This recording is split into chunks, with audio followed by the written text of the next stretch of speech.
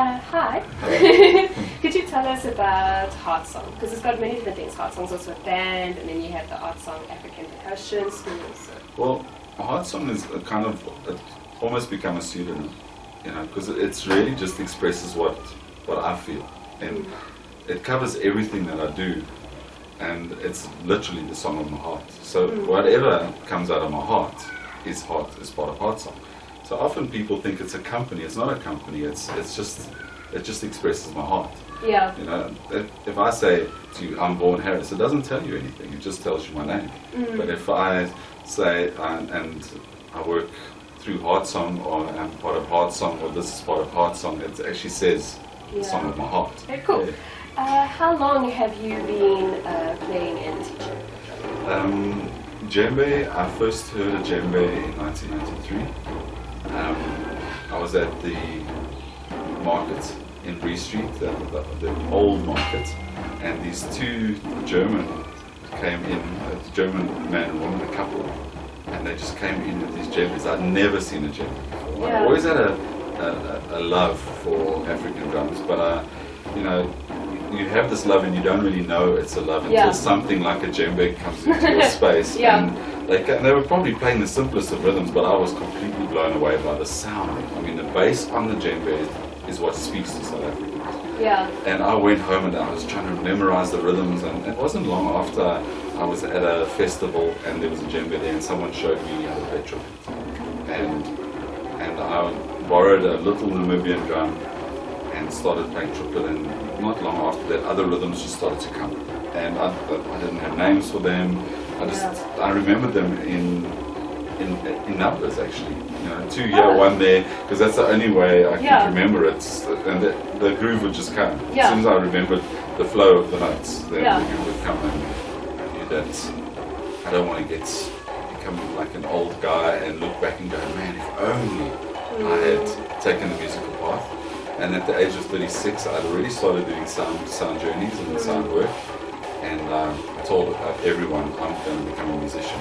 Everyone went, you're crazy. You can't make a living as a musician. No one can make a living as a musician. And you're too old, you know, you're too old, And I'm not a what if guy. I'm a like, gotta do it person.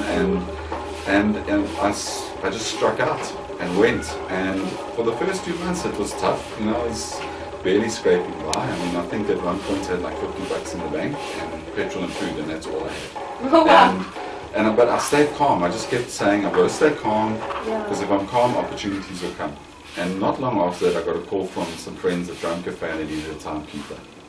And so I got a job at Drum Cafe, and I spent 2 years there, and I was like a sponge. I just like every rhythm that I could get my ears onto, you know, I learned. And then I moved to another company that had a West African guy and called Hadj Diop, and he's probably the most influential drummer for me.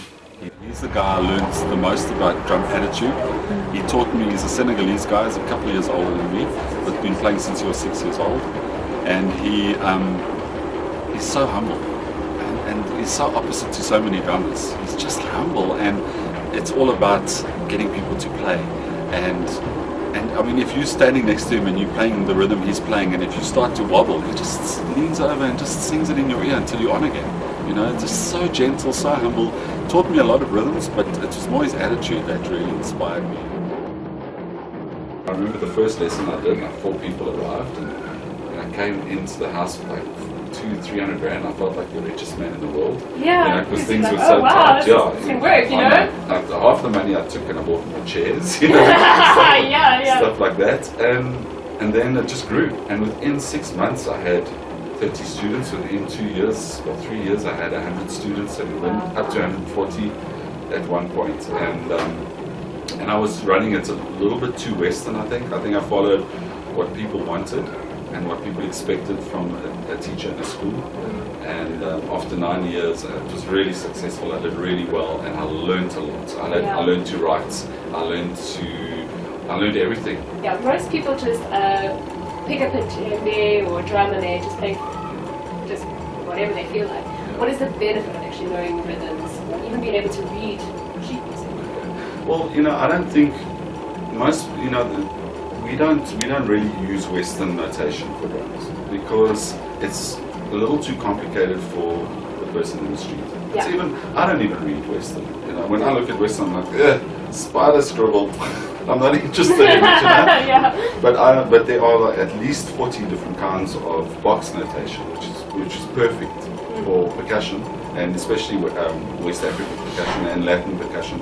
And with box notation, that's the space for the note, and that's the space for the note. It's much easier. So you just put a symbol for the different kind of notes that you play, and then you can sit and you can see there's 16 spaces, and there's 8 notes. So and then you can figure it out. More like massive fractions rather than exactly. It is.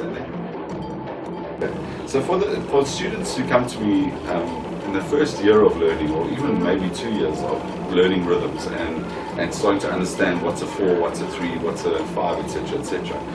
For them, they find that first year or first 2 years they struggle to be free at a drum circle. Yeah. They really struggle because now they're in the mindset, what am I playing? And I mean that happens to everybody. But as you learn more and more rhythms, it's like you're adding more colors to your palette. Yeah. And then after a while, you can start with a rhythm that you know, and before long, your hands will just be playing. And you won't even know the rhythm. And then the important thing is not to identify, don't box it, just don't put it in brackets, just leave it, just let it, because there's so much freedom inside of it. Yeah. But you have more freedom when you have more knowledge. Yeah. Yeah.